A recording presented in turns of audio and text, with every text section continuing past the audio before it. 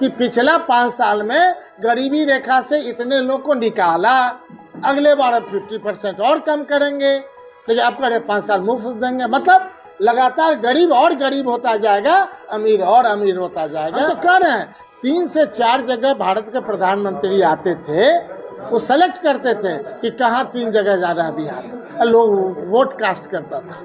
अब कितने बार आ चुके हैं, कितने बार आएंगे, यही आप बता दें। अगले हैं वोट हमको नहीं दे रहे हैं, ये मोदी जी को दे रहे हैं, इसलिए अभी मोदी जी के नाम पर देना है, ये भ्रम है। और ये लोग उसी कॉन्फिडेंट में थे, आराम कर रहे थे, सोए हुए थे, रिलैक्स मूड में थे कि जनता तो अंधविश्वास के तहत वोट देगी।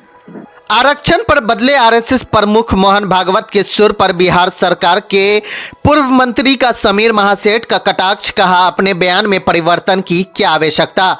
दरभंगा लोकसभा क्षेत्र में 13 मई को मतदान होना है, जिसको लेकर नेताओं की चहलकदमी काफी बढ़ गई है। लोकसभा चुनाव के दूसरे चरण का मतदान खत्म हो चुका है तथा तीसरे चरण की मतदान को लेकर सभी राजनीतिक पार्टियां जोरों शोरों से प्रचार प्रसार कर रही है। सभी दलों के नेता अपने अपने जातों के बीच में जाकर वोट को गोलबंद करने में लगे हुए हैं। इस दौरान एक वीडियो जमकर वायरल हो रहा है, जिसमें आरक्षण की आवश्यकता नहीं होने की बात कही जा रही है। इसी कड़ी में देर शाम मधुबनी विधानसभा के विधायक सह बिहार सरकार के पूर्व उद्योग मंत्री समीर महासेठ दरभंगा शहरी विधानसभा पहुंचे और तैलिक और सूरी समाज के व्यापारियों के साथ बैठक कर केंद्र सरकार की नीतियों के कारण व्यापारियों को हो रही परेशानी पर चर्चा की तथा सभी को गोलबंद होने की अपील किया। वहीं बैठक के बाद पूर्व उद्योग मंत्री समीर महासेठ ने आरक्षण वाले बयान पर जमकर भड़ास निकालते हुए कहा कि संघ प्रमुख पहले भी कहे थे कि अगर हमारा आंकड़ा 400 के पार होता है तो आरक्षण होने का कोई मतलब नहीं होता है। हम तो समाज को इतना आगे बढ़ा दिए हैं कि आरक्षण की क्या आवश्यकता है। वहीं समीर महासेठ ने कहा कि इस तरह के बयान से समाज में गलत संदेश जाता है। इस चीज की समझ उन्हें होनी चाहिए जिन्हें आरक्षण मिल रहा है। यहाँ पर आरक्षण क्यों मिल रहा है, यह तो चर्चा का विषय है। इस पर बहस करने के लिए मैं तैयार हूँ। अब चुनाव के बीच में मोहन भागवत कह रहे हैं कि आरक्षण समाप्त नहीं किया जाएगा। अपने बयान में इतना परिवर्तन की क्या आवश्यकता है। इससे पहले भारत के प्रधानमंत्री बिहार में चुनावी प्रचार में आते थे, 3 से 4 जगह अपनी सभा करते और लोग अपना अपना वोट करते थे। वहीं उन्होंने मोदी के सांसद पर कटाक्ष करते हुए कहा कि यह लोग भ्रम में है कि मतदाता वोट हमें नहीं नरेंद्र मोदी को दे रहे हैं, इसलिए यह लोग आराम कर रहे थे। जनता को अंधविश्वास के तहत हमें ही वोट देगी, जिसका खामियाजा दरभंगा के सांसद को झेलना पड़ रहा है। संघ प्रमुख तो पहले भी कहे थे कि अगर हमारा 400 के पार होने का मतलब है और आरक्षण कोई आवश्यकता नहीं है, हम तो समाज को इतना आगे बढ़ा दिए हैं कि आरक्षण की क्या आवश्यकता है। इससे समाज में गलत नीति है। तो जिनको आरक्षण का लाभ मिल रहा है वो समझे। आरक्षण क्यों मिल रहा है ये डिबेट का विषय है, बैठा दीजिए, हम डिबेट कर लेंगे। इससे पहले भी उन्होंने कहा था आरक्षण समाप्त करेंगे, आज भी उनका वायरल हो रहा है कि आरक्षण समाप्त होना चाहिए, आरक्षण की कोई आवश्यकता नहीं है।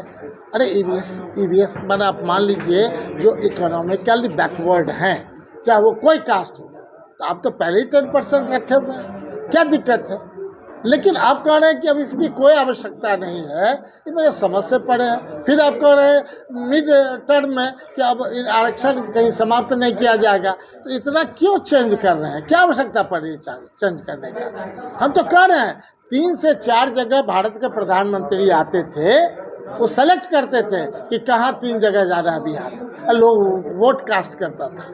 अब कितने बार आ चुके हैं, कितने बार आएंगे, यही आप बता दें। अगले बार कितने बार आएंगे, ये तो लगातार ये प्रधानमंत्री के ये लोग, कोई एमपी जो है जो पिछले बार जीते हैं तो वो भ्रम में है, वोट हमको नहीं दे रहे हैं, ये मोदी जी को दे रहे हैं, इसलिए अभी मोदी जी के नाम पर देना है, ये भ्रम है। और ये लोग उसी कॉन्फिडेंट में थे, इसलिए आराम कर रहे थे, सोए हुए थे, रिलैक्स मूड में थे कि जनता तो अंधविश्वास के तहत वोट देगी।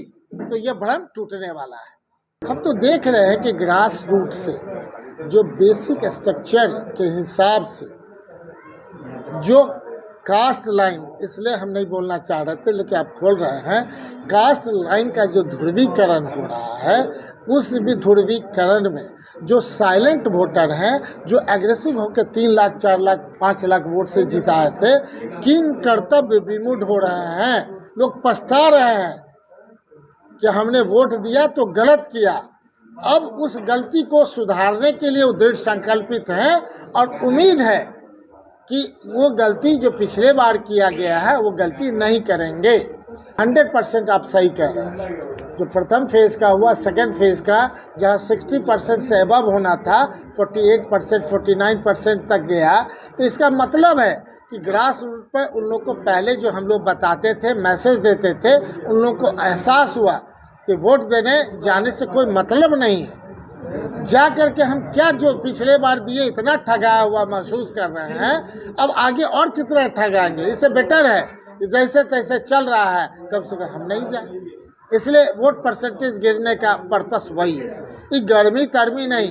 जब 90 साल 100 वर्ष के लोग, दिव्यांग लोग जा रहे हैं गिराने के लिए, जिनको दिक्कत हो रही है, तो जो कंसस उस टाइप के हैं वो वोट नहीं दे रहे हैं। इसलिए नहीं दे रहे हैं कि उनके मन में एक प्रतिशोध है। हमारे समाज में तो कंप्लीट प्रतिशोध है, वह समाज में व्यापारी वर्ग में वो कहीं से खुश नहीं है। इसलिए वो अगेंस्ट में वोट कर रहे हैं। नेगेटिव वोट उनके लिए है और उसके लिए क्या करने की आवश्यकता है, वो जब तक माफ़ी नहीं मांगेंगे तब तक ये संभव नहीं है कि माफ़ी के बाद भी उनको वोट मिलेगा।